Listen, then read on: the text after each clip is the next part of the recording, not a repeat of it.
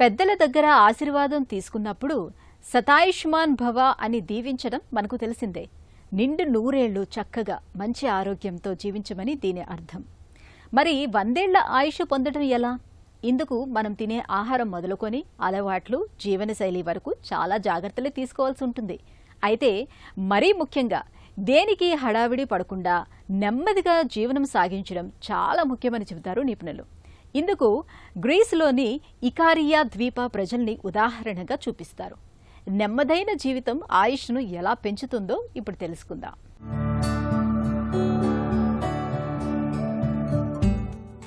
దీర్ఘాయుష్షు కోసం జీవనశైలి, ఆహారపు అలవాట్లు, వ్యాయామం ఇవన్నీ కీలకమే.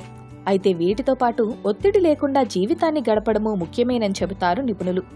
ఇందుకు గ్రీస్ దేశంలోని ఇకారియా ద్వీపానికి చెందిన ప్రజలను ఉదాహరణగా చూపిస్తున్నారు. 100 ఏళ్లు ఆయురారోగ్యాలతో జీవించు అని గ్రీస్లోని ఇకారియా ద్వీప ప్రజలను ఎప్పుడో ఎవరో ఆశీర్వదించుంటారు. అందుకేనేమో అక్కడి ప్రజలు సాధారణంగా 90 నుంచి 100 ఏళ్లు జీవిస్తారు. మనుషులు మరణించడం మర్చిపోయిన ద్వీపమని కూడా ఆ ప్రాంతాన్ని అంటారు.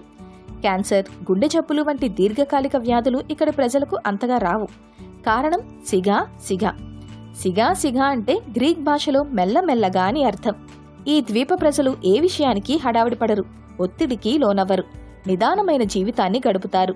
ఇది వారి శరీరంలో ఒత్తిడిని కలిగించే హార్మోన్ కార్టిసాల్ శాతాన్ని తగ్గిస్తుంది. దీనికి తోడు ఆ ద్వీప భౌగోళిక స్వరూపం కూడా వారి ఆయుర్దాయం పెరగడానికి దోహదం చేస్తుంది. ఇది ఎగుడు దిగుడు కొండ ప్రాంతం. దైనందిన అవసరాల కోసం ఇక్కడి ప్రజలు రోజుకు 2 నుంచి 3 కిలోమీటర్లు కొండలు ఎక్కుతూ దిగుతుంటారు. ఈ సహజమైన నడక వారిని ఫిట్గా ఉంచుతోంది.